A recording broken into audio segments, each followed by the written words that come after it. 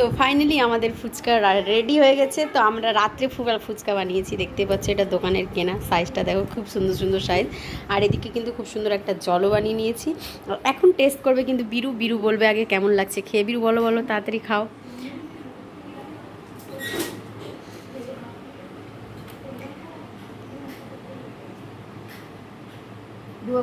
হ্যাঁ,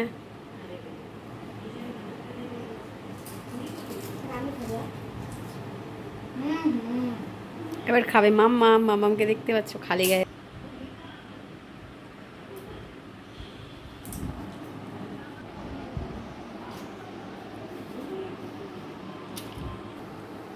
এবার পালাচ্ছে আমার, যেহেতু আমি বানিয়েছি তো দেখি এবার কেমন হয়েছে খেতে।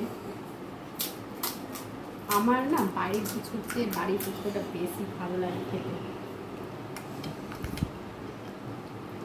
যেহেতু বাইরেরও খুব ভালো, বাট হচ্ছে বাইরে আমি অতগুলো খেতে পারি না, বাট বাড়িরটা আমি ভালো করে খেতে পারি।